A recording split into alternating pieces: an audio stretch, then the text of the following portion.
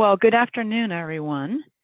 Welcome to the Better Plants Pre-and-Plant Wastewater webinar, getting us ready for a training coming up at OWASA in May. We're very excited to present this training, and this webinar is kind of an opportunity to get us all on the same page, getting ready, moving forward.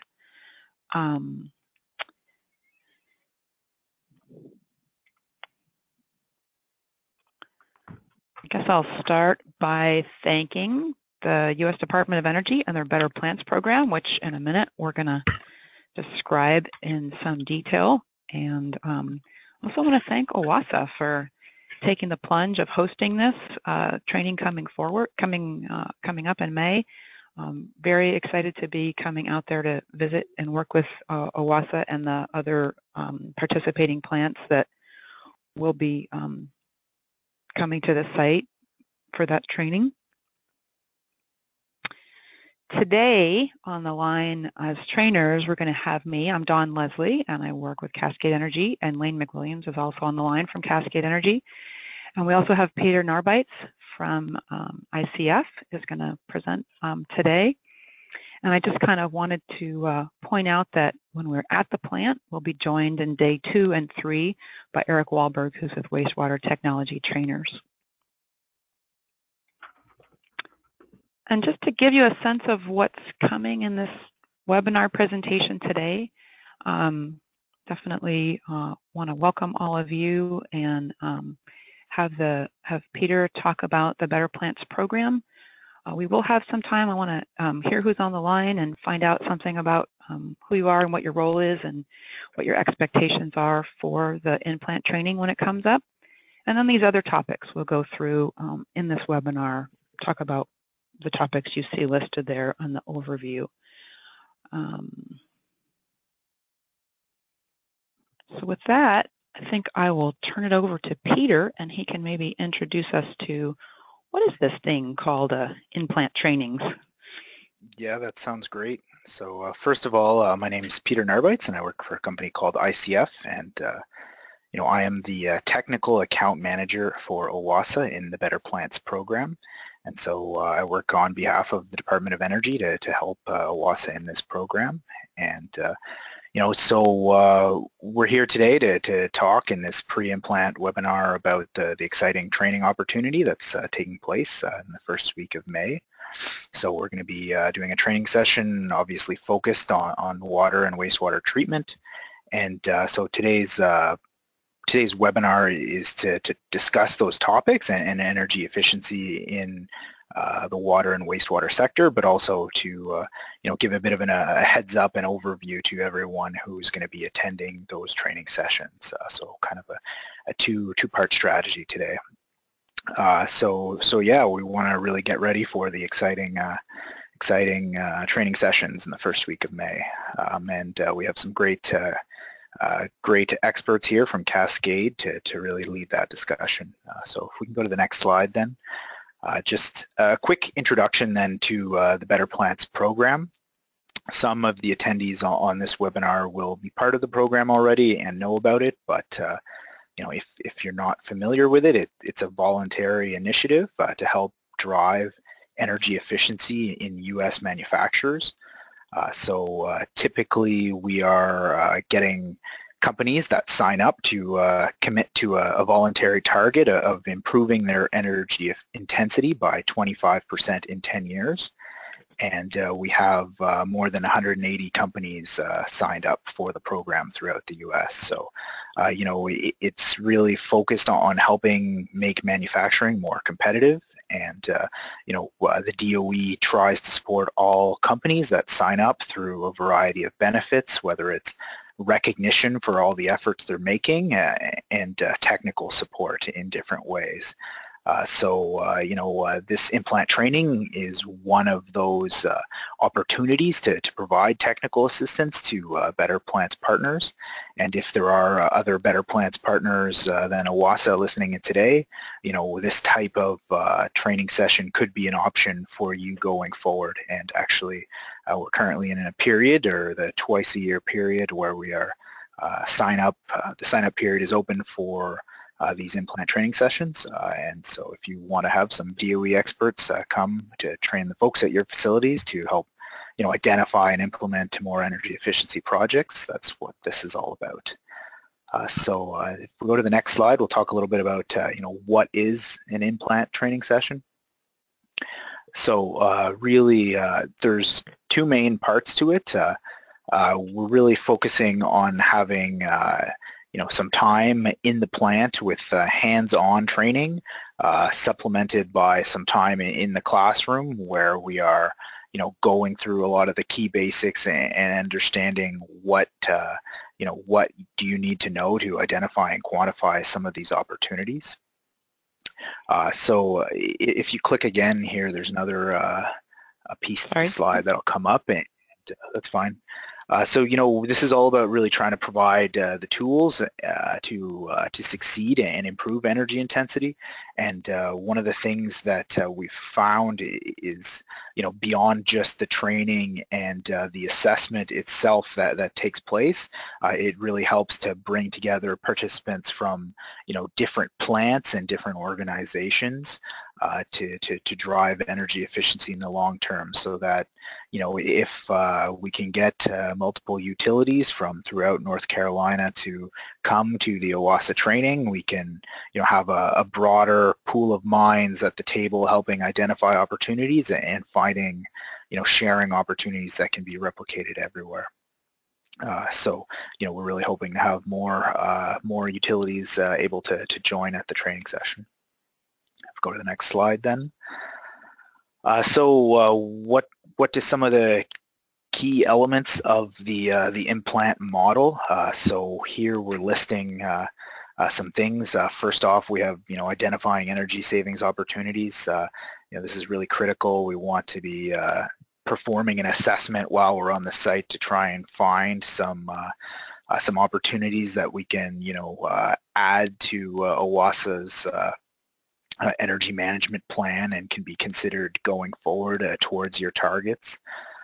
We also want to provide networking opportunities, so again, building those links with other partners to help drive a sustainable framework for energy efficiency. We want to talk about project implementation and really focus on getting through some of the barriers that might stop energy efficiency. Again, we want to talk about what some of the other resources might be, whether it's utility programs or state support and learning from your peers. And then finally, we really want to get our hands dirty in a real world environment where we can learn in a way that makes sense and really resonates with everybody involved in the training. So we're going to get out in the plant. And we see some photos here about these two components. We're really going to be spending time in the classroom, presenting the fundamentals in a way that can be easily understood by everyone involved. But also, we want to get out into the plant and really learn how to measure and implement and identify these opportunities. And Dawn and her team are really great people to be leading that. Just one more plug then for the different types of implant trainings we have. We can see here that we're going to be doing a wastewater and water treatment focused one. We also have pumping implant trainings. There are treasure hunt exchanges, vans. So we always try and focus on one type of system so that there's enough time to really dive into things. But we try to have about 10 to 15 of these training sessions every year throughout the country, and there are always opportunities to attend training sessions at other sites if anyone's interested. And just going to go through a little bit of a brief look at the agenda. So there's potentially a couple spots left if anyone listening in from another organization is interested in attending the training starting on May 1st. But for all of you who will be attending, this gives a little bit of an overview. So the first 3 days are going to be in the wastewater treatment plant, and the fourth day is going to be in the water plant. So that's how that split is going to happen. We're roughly going to be going 8:30 to 4 every day with a break for lunch, and focusing every day on a bit of the energy basics, but also on some specific areas of the plant to dive into real detail. And finally, before we turn it over, I just want to talk a little bit about Dawn. She's a really experienced engineer in this area, and so she's involved in utility programs in the Northwest related to water treatment, and she has more than 20 years experience in the water and wastewater sector. So she's worked in a variety of different roles throughout the sector, whether it's planning or supporting infrastructure projects, and she teaches a lot of these courses already, so she's really honed her message and how to what works and doesn't work in these training environments. So we're really happy to have Cascade and Dawn's team on board, and looking forward to the rest of this this webinar, and especially the training session coming up. So if you have any other questions for me, you can reach out to Dawn, and yeah, looking forward to the rest of today's presentation. Great, thanks, Peter. So do want to make some time at this point to have introductions of folks on the call. And I think I'll start with Lane McWilliams. Lane, if you want to, he's my partner in crime at Cascade. We work together on mostly on, to date we've worked on energy and energy efficiency at water and wastewater plants throughout, especially the Pacific Northwest, but that has been growing across the country. And so Lane, if you wanted to say a few words to introduce yourself. Sure. Make sure can you hear me? Yep, I can hear you. Okay. All right, great. Yeah, so thanks for joining, folks. And I'm excited about this program. We at Cascade, we're sort of focused on these energy efficiency opportunities in water and wastewater now, just specifically since 2010. That's all we've worried about. And I just got back late, well, I guess early this morning, from a trip to Colorado, where I was working with Boulder and Greeley. Both of those facilities have done tons of energy work, but you know what? Even during that day, we found 5% at one plant and probably 11% at the other, just by taking a new look at what they're already doing. So that's kind of what we're hoping to help you folks do through this training. And Dawn will be your trainer. I'm going to Phoenix the week before, so then we're going to combine our notes, and we're going to do another one here this summer. So looking forward to it, and I'll get off the phone now. Sorry. Okay, don't go too far. So maybe we'll start with Mary Tiger's group. I'm started to unmute everybody, and I realized there was some background noise. So I think, Mary, are you able to hear me and maybe able to introduce who's there with you? Yeah, sure can. Can you hear us? Yep. Okay, I'll start and then I'll just send it around the table. Yeah. So I'm Mary Tiger. I'm the sustainability manager for OWASA and kind of the primary contact with Peter and with Dawn so far. So. I'm Adam Haggerty. I'm the engineering department, and I'm the asset management facilities engineer, and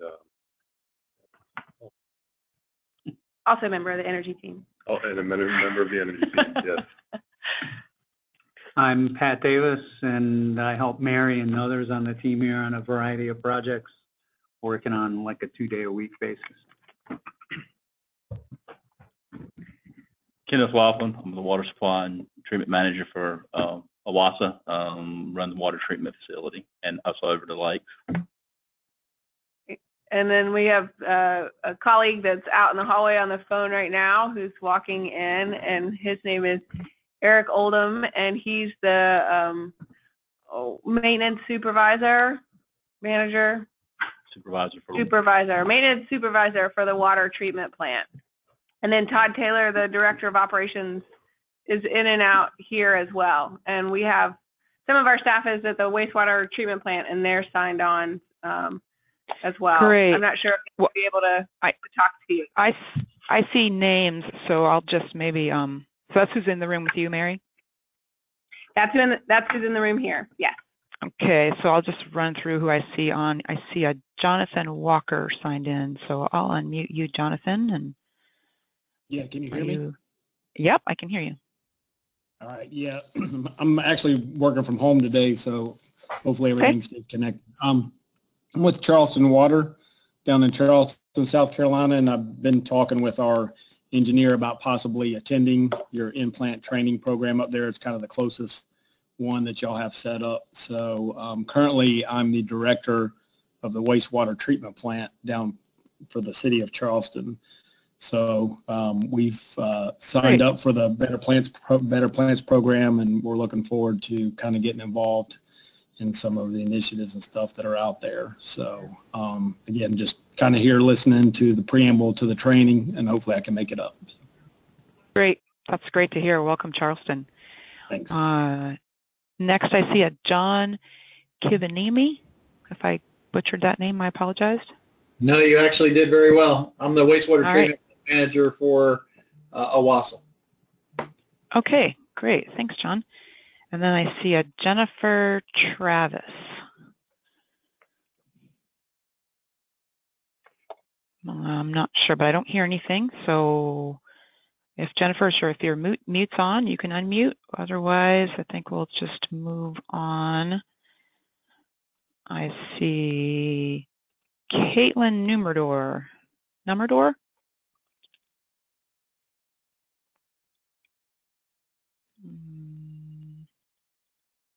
Okay.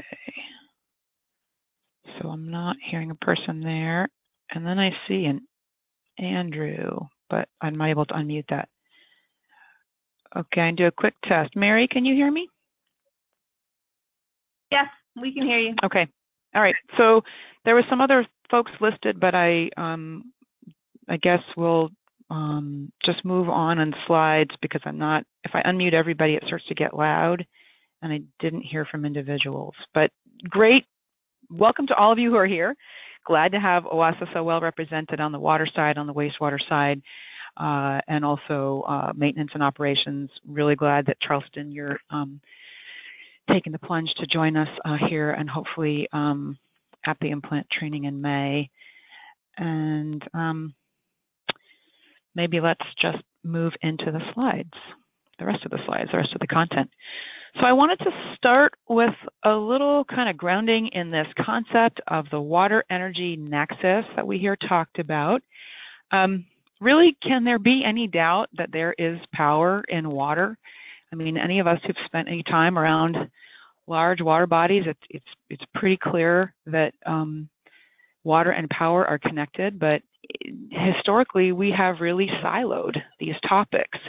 And so we come upon what we talk about the water energy nexus as if it's this new thing, and we have things, reports that are issued to remind us of how they're related, and we even do, really fancy looks at the ways that they're related. But I chuckle when I see some of this. I think it's great. I think it's great that we can analyze this and remind ourselves that, energy, there's water used to produce and distribute energy, and there's energy used to produce and distribute water. And so here's this, wonderful, infographic of an analysis that was done by the DOE to sort of illustrate what that really means. But anybody who stood next to a big waterfall knows that, this isn't a new idea. It's just new that we're thinking about it and analyzing it in this way. In the water and wastewater industry, we really have some challenges in connecting, in unsiloing these concepts. I mean, we already have the issue that we silo, water and wastewater separate from each other, right? And that's already, seems to be kind of one of the things that humans do is look at things sort of one thing at a time, even though they're so obviously connected. I kind of want to point out that the whole reason we have water and wastewater industries would be to protect human health to start with. For most of human history, we simply drank the water and avoided fouling our nest.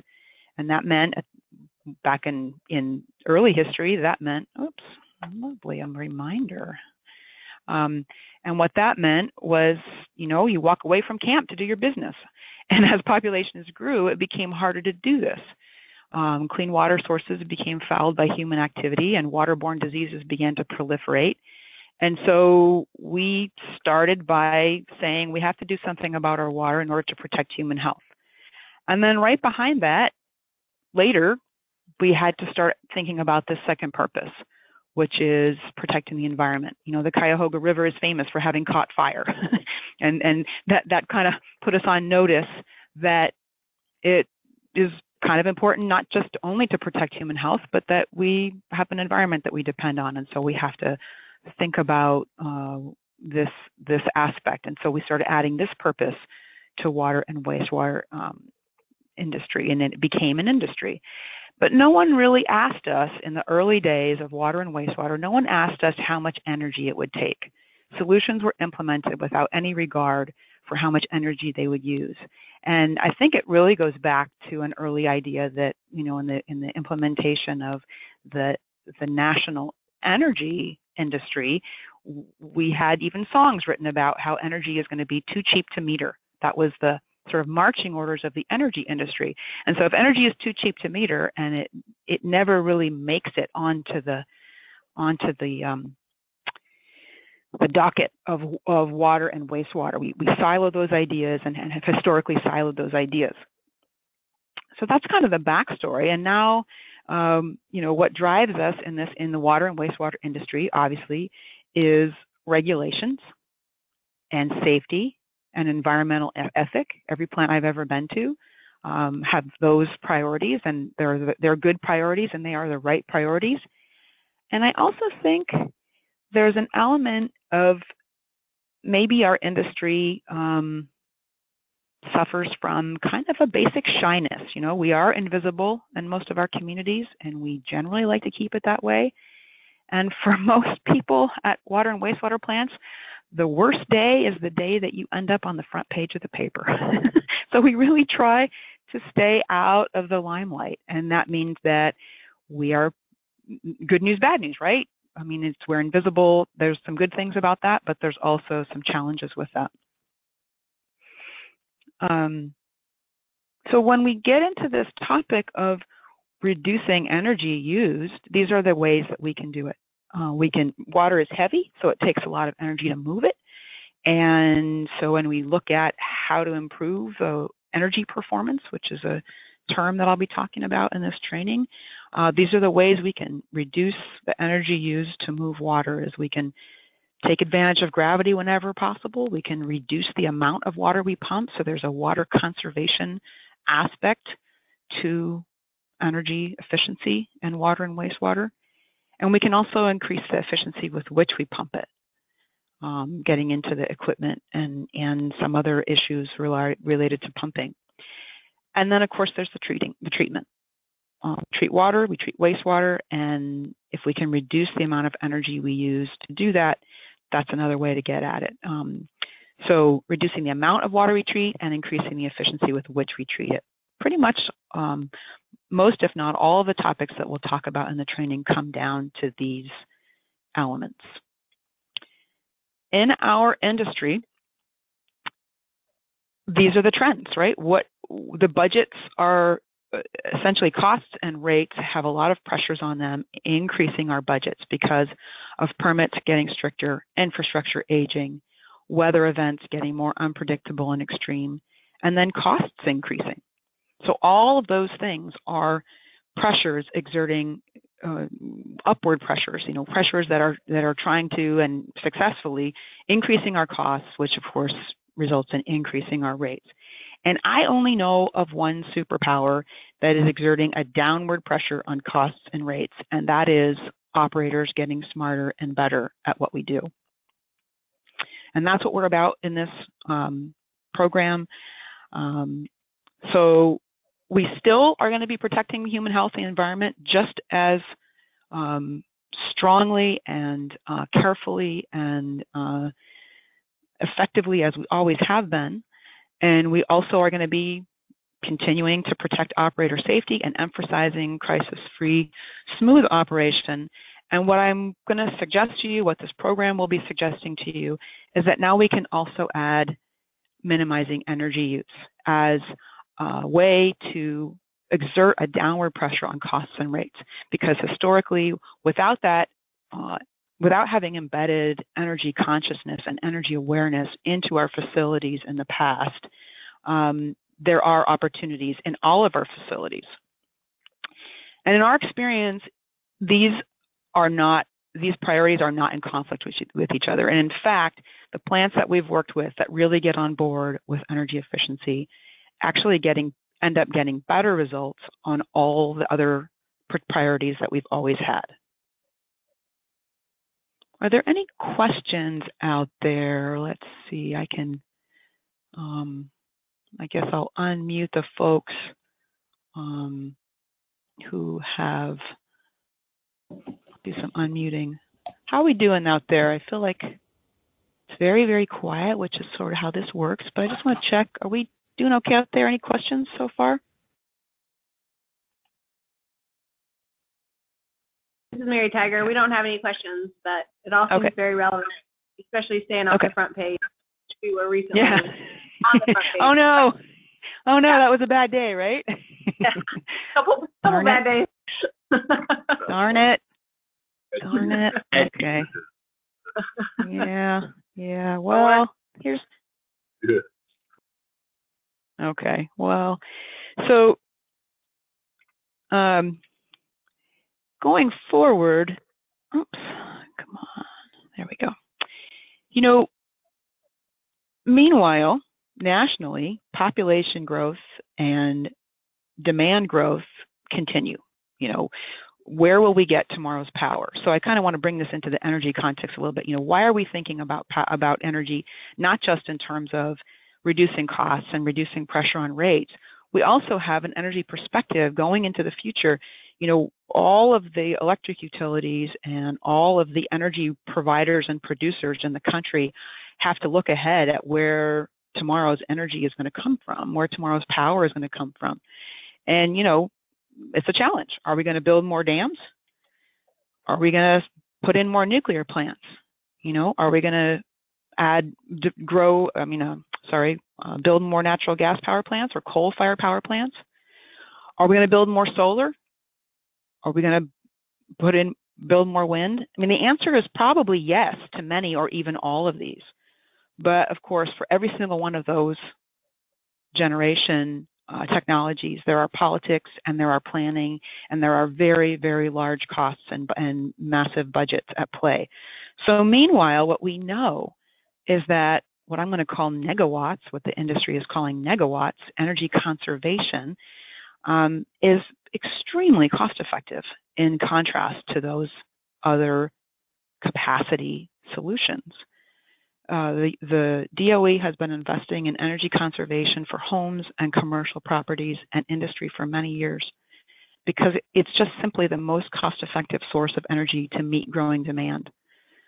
So doing effective energy conservation stretches the energy generation capacity that we've already built and makes it all last longer and serve our needs longer into the future.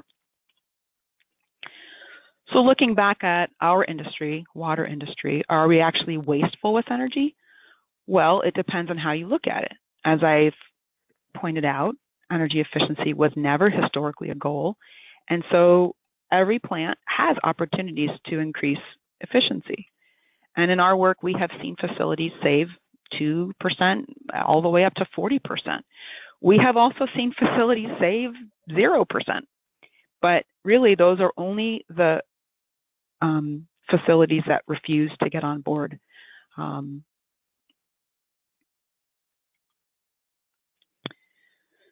So getting at that question of are we wasteful, I want to point out here, take a minute to point out that there's really a big challenge in benchmarking. People want to know, is my facility wasteful with energy? Is my facility, you know, does my facility have good energy performance or not? And I would just want to sort of us to consider that there's a very big benchmarking challenge. On the water side, what your water source is, and what your water quality is, and the particulars of your distribution system will vary tremendously from site to site. If you've worked in more than one facility, you know very strongly that every single facility is extremely different. And all of these different factors strongly influence the energy picture and what kinds of energy performance is going to be even possible. On the wastewater side, the terrain, how much of that of your system is gravity flow and how much is pumped, what your equipment is, the equipment that many facilities have been in operation for 20 years or even 40 years already, and so what you have is what you have, and what your permit requirements are going to vary from site to site. Your biosolids disposal will definitely influence what kind of energy use you're able to energy performance you're able to achieve. And so for most plants, really, you can't compare one plant to the other, and the best benchmarking is going to be against yourself. And where that starts, the first part of being able to benchmark against yourself is to know where you're starting from. And we're going to talk about that in a bit. So does this stuff really work? Well, I'm going to give you a couple of examples. Kind of like Washington, wastewater treatment plant with a 5 million gallon a day average annual flow. We're saved 1 million kilowatt hours in their first 7 months of working on it. So that's $54,000 and counting. In Boise, there's a wastewater plant that in the first year saved 17% of their electricity. Salt Lake City, a bigger plant, 50 MGD plant. That Central Valley plant hit their they had said going into an engagement that we did with them, they wanted to save 5%, and they hit that 5% savings goal in the first 9 months. And then there's a much smaller plant. They are saved 12% in the work that we did with them. And then here's a water plant, Logan, Utah, in the first year of looking at energy in a organized and constant and committed way, saved 32% of their energy costs in the first year. Now, all of these plants have implemented combinations of capital improvements and operation and maintenance improvements. All of that comes to play in all of these plants. They're different opportunities, but they take sort of different strategies to implement capital versus O&M, but they're all really, really valuable. We're going to give you lots of ideas from our work at lots of different approaches to doing capital and O&M improvements. Here's an overview of the topics that we're going to talk about in the 4 days. And you'll notice the first 3 days are wastewater. That's the way that the in-plant training is structured at this point, with a optional 4th day that OWASA has chosen to be a part of as well, to focus specifically on water. There's certainly crossover in all of the topics. For instance, every single day we're going to start with energy basics, just because that's such an important part of this. Learning a new language takes repeated exposure to the vocabulary and the tools of that new language, and I would encourage us to think about energy as kind of a new language. And so every day we start with energy basics, and that will be applicable to water and wastewater every single day. Wastewater facilities are often more energy intensive than water facilities because of the additional treatment that tends to occur there. Again, you can't say always, but generally speaking. So you'll see lots of topics there in water and wastewater, but of course we have the longer agenda on wastewater because of the sort of more complexity of it typically. And we do start every day with energy basics. Energy is a language that we don't often speak in the water industry. Every person at the plant, in my experience, tends to know how to speak in gallons per minute and million gallons per day. If you ask the average staff member at a plant, what is the flow today? They almost always can tell you what the flow even is today. They certainly know in general, winter, summer, they know lots of stuff about MGD, about gallons per minute. If they're on maintenance side, they know how many gallons per minute this pump pumps. But almost no one at the plant speaks the language of kilowatts and kilowatt hours. So we're starting here every morning with practice and learning and using this language, because becoming more conversant in this language raises the overall energy intelligence quotient, or the energy IQ of our facilities. And so I'm talking with Mary the other day, I was saying, you know, there's an upside to having just about anybody in your staff participating in this program. Learning this language helps everybody get better, because that energy IQ is something that most plants just haven't historically focused on. We're going to look at bills, and we're going to work with bills. Most plants don't see the bill. City Hall gets the bill. And what does City Hall do with this bill? They simply pay the bill. And in fact, when we have, in most of the engagements where we work directly at the plants, and when we engage with facilities over a period of time, some of the work that we've done, say we'll engage with a plant over a course of a year or 2 years. So we have the ability, and unlike this, you know, this is kind of a short one where we just with you for 4 days, but when we engage with a plant over time, we'll say things like, okay, before our next meeting, go talk to your electric utility or your gas utility and get the bill and you know, find out what's on your bill. And so the plant operator calls City Hall and says, I need the bill. And it turns out City Hall often doesn't even know which one of the 17 or 45 electricity line items are the plant. The bill will have really helpful things like just a meter number, or just, you know, 135 South Adams Street. And that's where the meter's located, but the City Hall often doesn't even know which part of the city's electric bill is the treatment plant.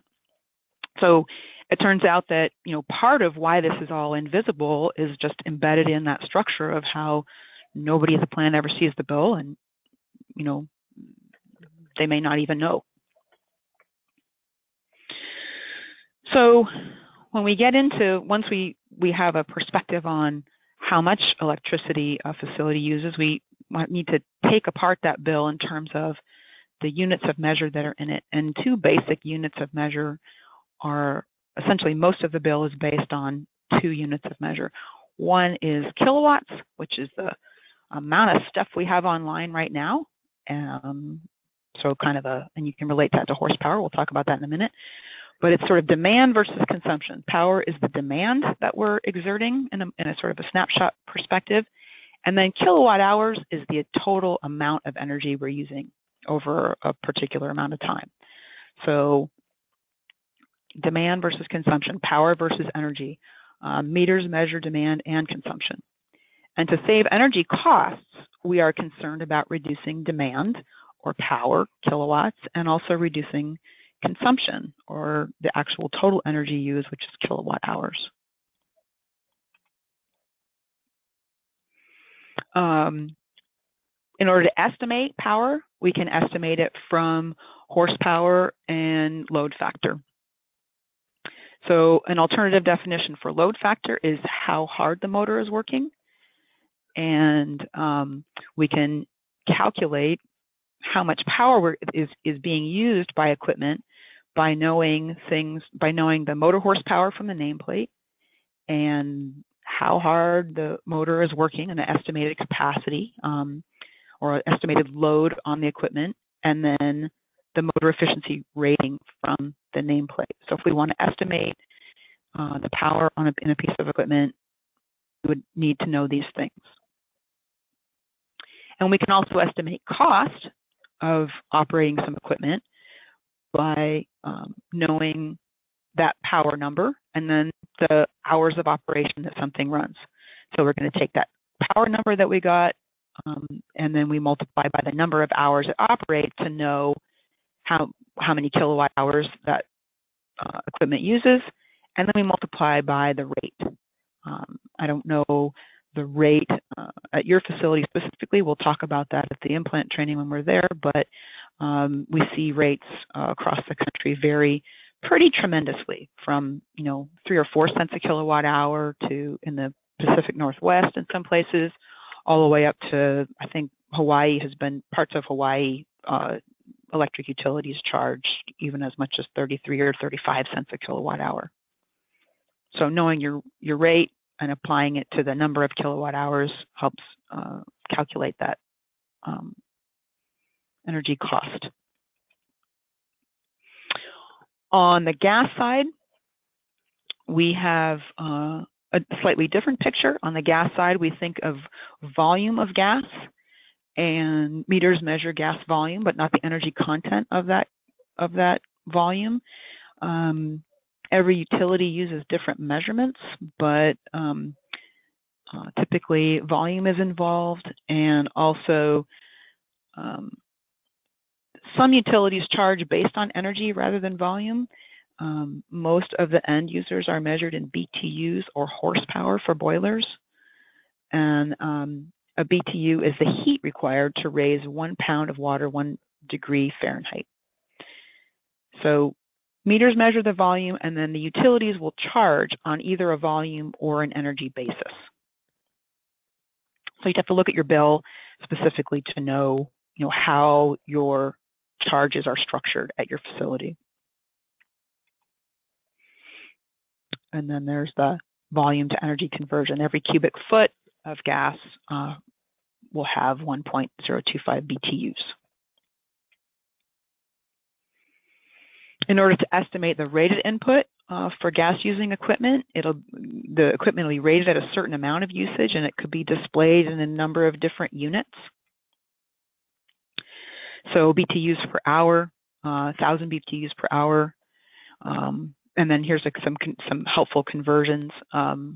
Horsepower, there's 33,465 BTUs per hour in a horsepower, or you can convert to pound steam. So there's different kinds of units that get used to be able to estimate gas power.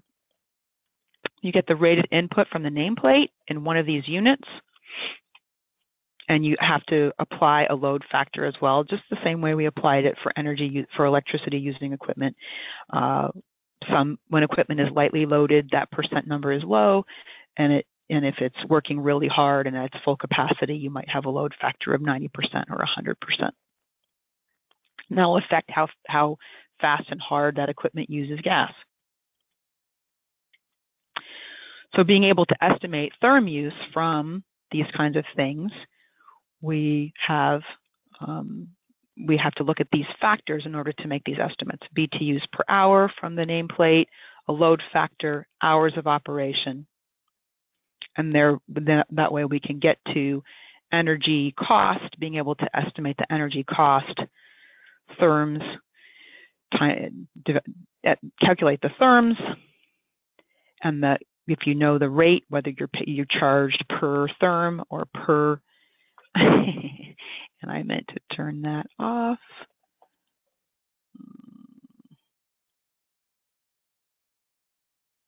Sorry about that.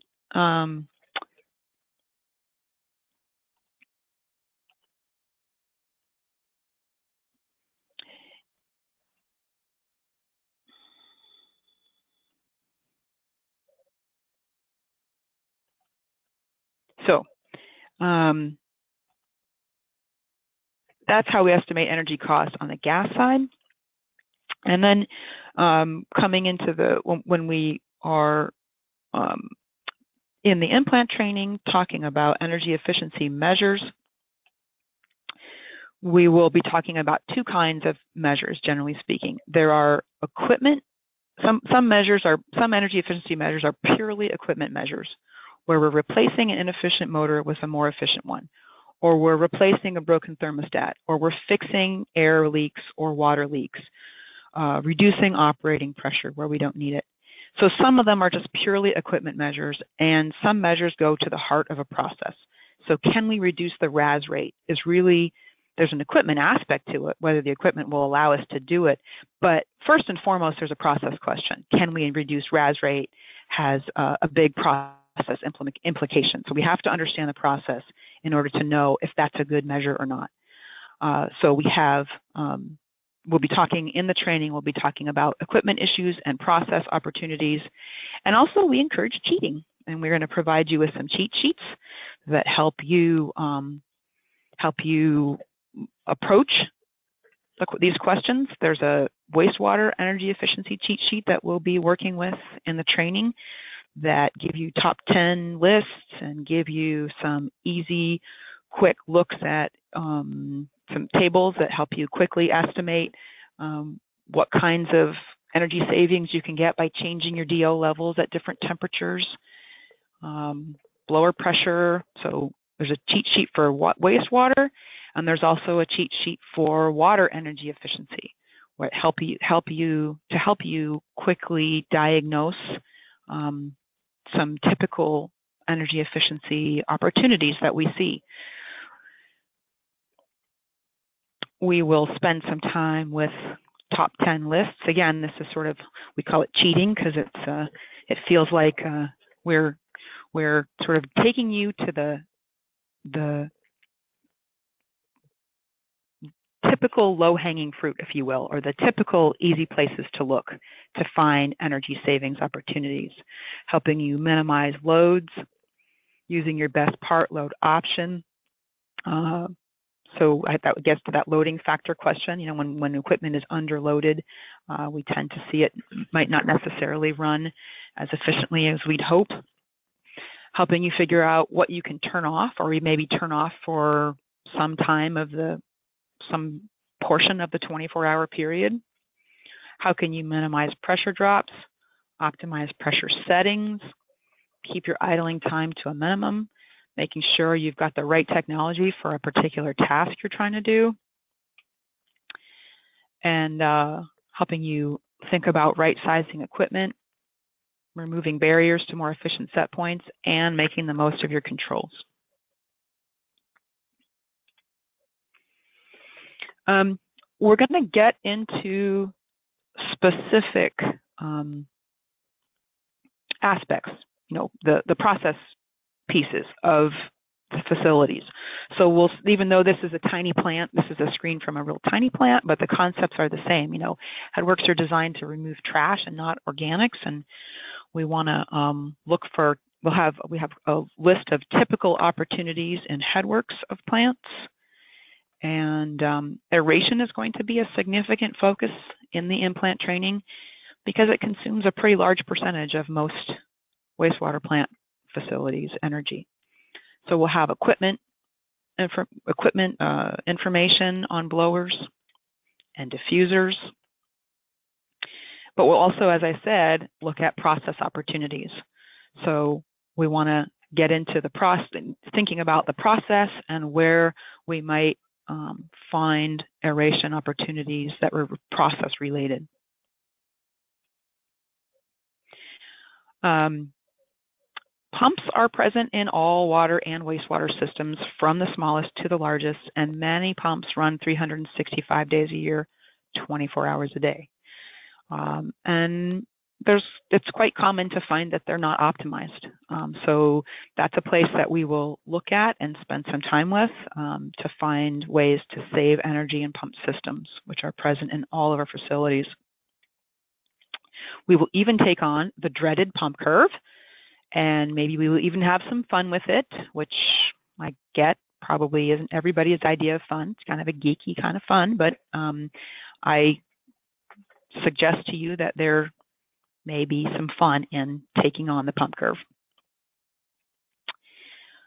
When I first got into this business, I actually started in operations with a small operations consulting firm in Corvallis, Oregon in early 90s.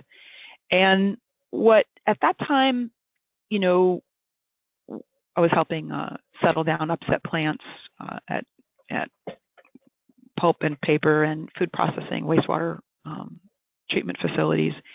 And at that time, I used to hear at a lot of plants the idea that RAS and WAS control was an art, the art of wastewater treatment. And I would say, and there's certainly an art to it. I mean, I don't want to take away from that. I would also say that the science has really evolved quite significantly since those times. And so we can apply mass balances in a much more deliberate way. We have better instrumentation and better data available to us that help us better quantify the solids in a system and better control. Hopefully, in a lot of facilities, you have a better ability to control RAS and WAS on a more of a scientific basis.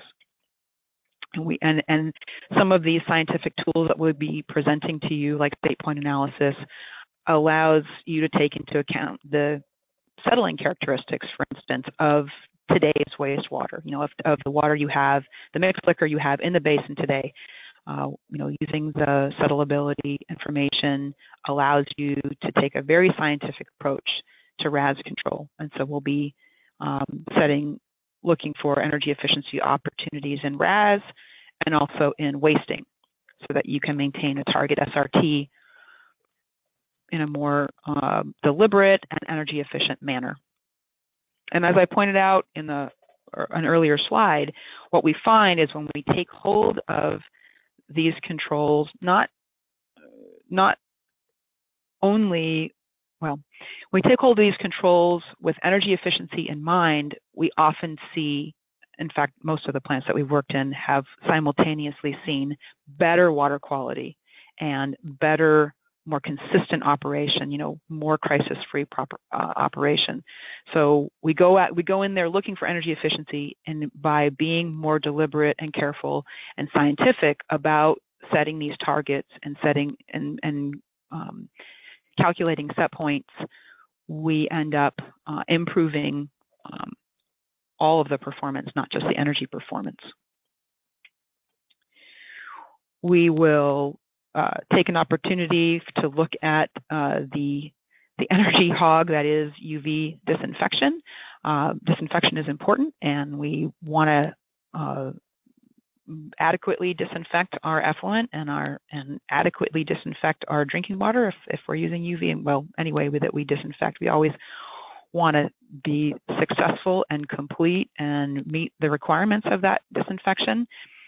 But there's a lot of there are multiple safety factors built into UV designs, and so one of the ways we can go at energy performance of disinfection is to ask questions about the transmissivity, for instance, the transmissivity assumptions that are built into your plant. And distilled water has 100% transmittance, but wastewater, of course, and drinking water, when you have, depending on the source of your water, you know, transmittance is not 100% in most waters. And so looking at what are the safety factors embedded in your plant, and can we, some plants have very successfully improve the energy performance without sacrificing any water quality performance of their plants.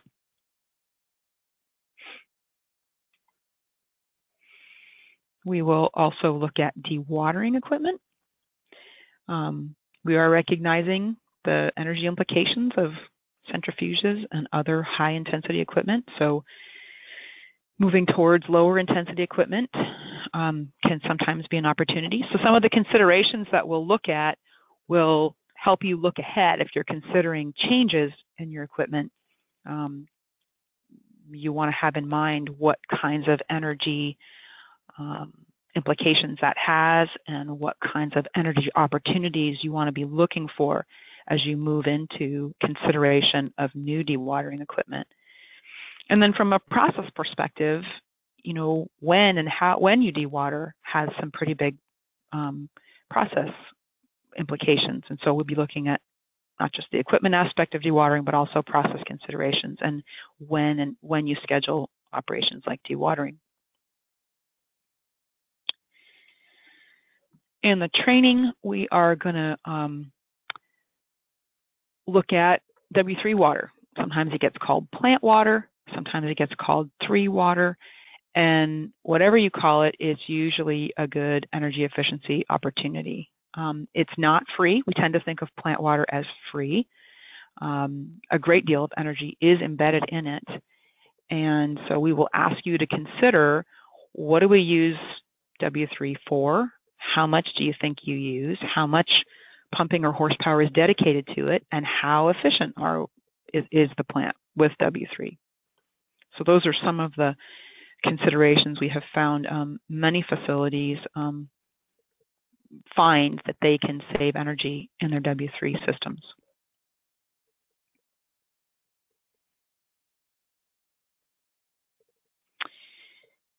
Fans and odor control and HVAC and lighting will be discussed. We should not overlook them for at least 3 reasons. They can be a low risk and easy entry way to start getting savings. For plants that are having some internal resistance to changing set points, it can be a lot more attractive to change a set point on an HVAC system than to change a DO set point.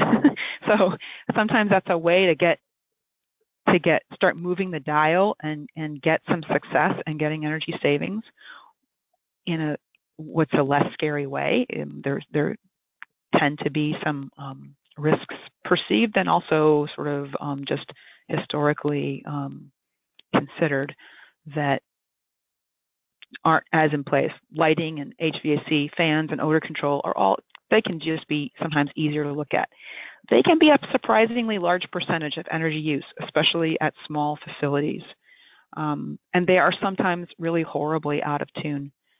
Lane likes to point out that, when you're building a plant, who are the last folks on the site? They typically are the controls folks and the air balancing folks, and they are on site balancing and tuning things at the very last minute of a project, and everybody just wants them out of there so they can wrap it up. So they tend to run through facilities pretty quickly and check the boxes and get out of there, and then we're left with, and then it never gets optimized. None of the set points or settings get changed or even looked at ever again. So we're living with, what might not be a very well-tuned system.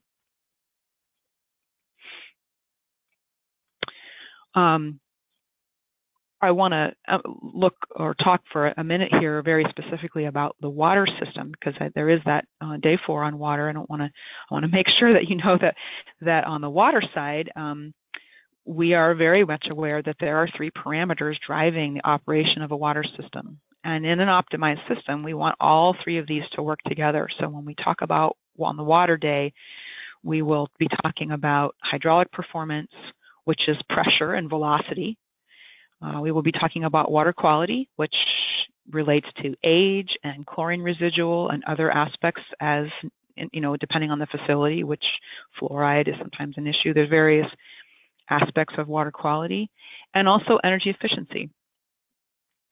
And these 3 parameters work together, and we want to emphasize that in an optimized system, we actually do a better job of all 3 of them. And so by we're looking at energy efficiency, we're not sacrificing anything on the other 2. We're looking for a place where we optimize all 3 of these really important priorities. We will talk through all of these on the water day. We'll talk through the 5 L's of water system optimization, and those are looping and leaping and losing, loading and leaking. And we'll take a look at some tools to diagnose if your system is having that happen and what you can do about it given the tools that you have, and what kinds of improvements might be possible given what you have at your disposal in your facility and what the configuration of your facility is.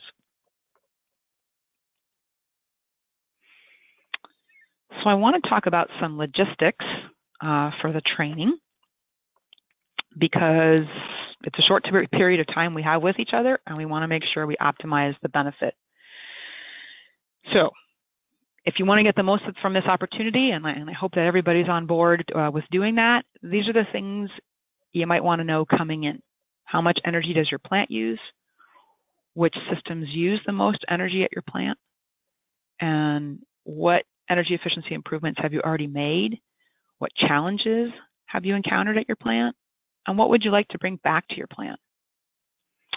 And if you can bring a calculator and a laptop computer and an open mind, a willingness to share concerns, that always helps.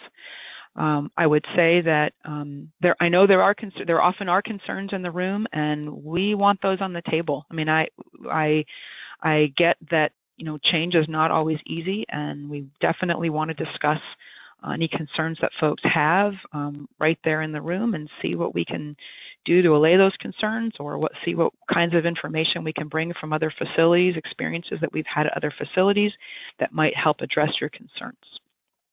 I guess I want to ask Mary, laptop computer, I've got a question mark there because I wasn't sure where you landed on that. Are folks bringing their own?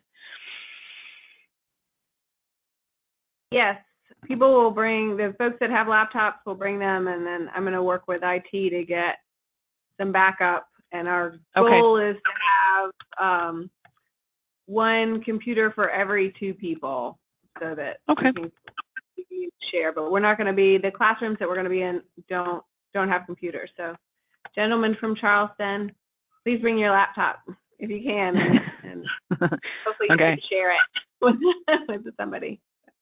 Okay.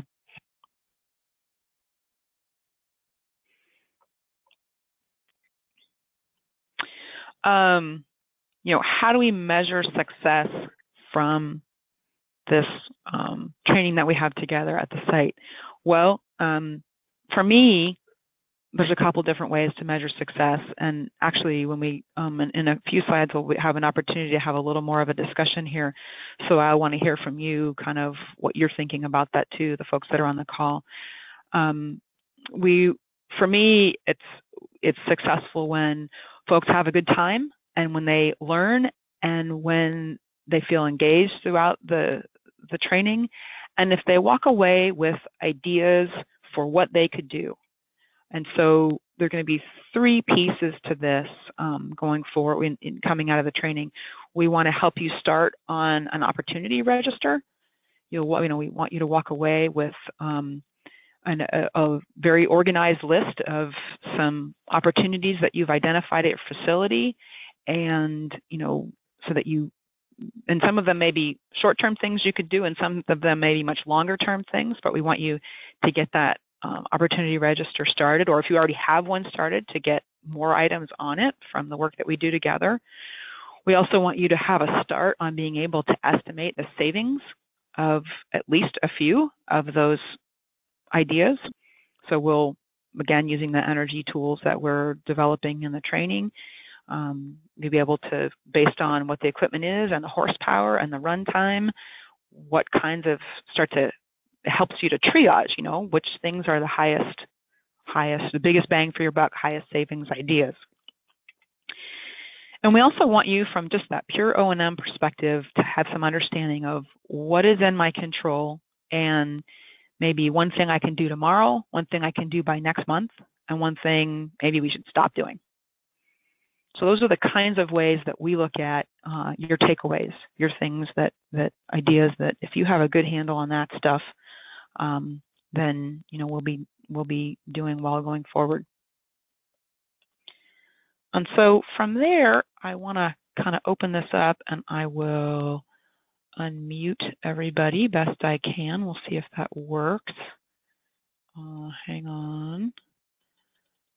So I think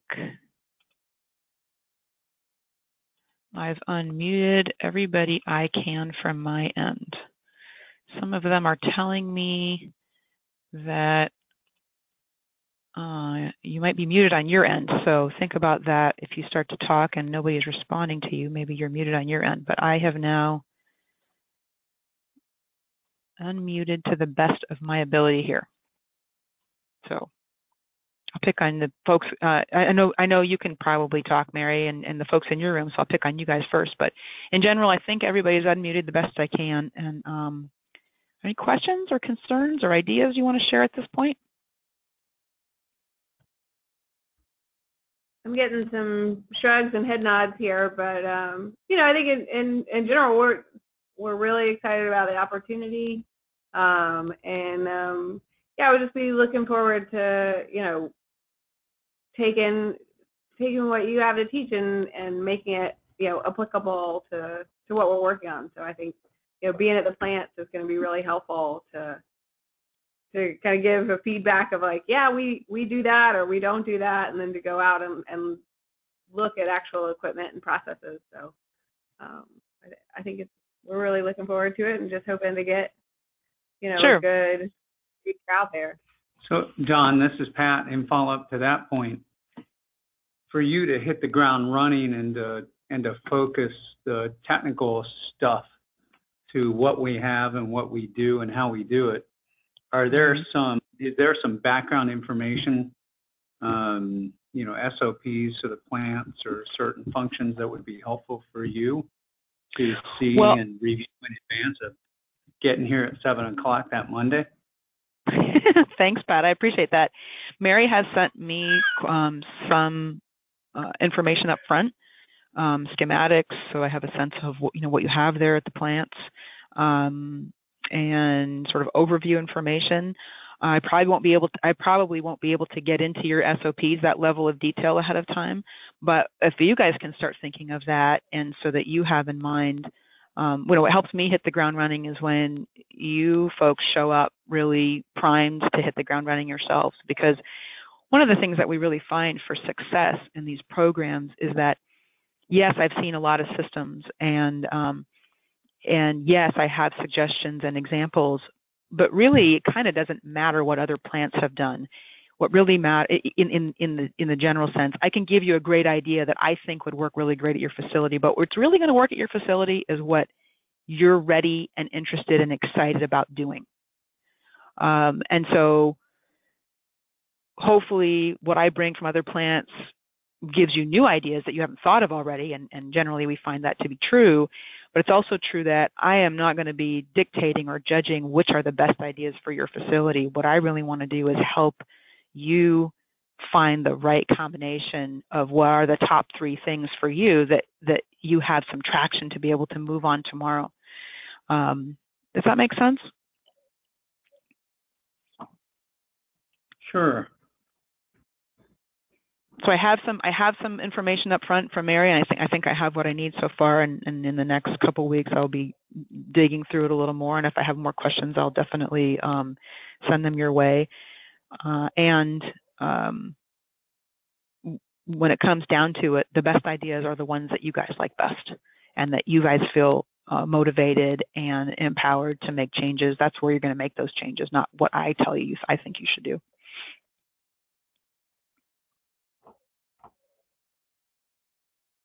All right. Anything else from Charleston or elsewhere?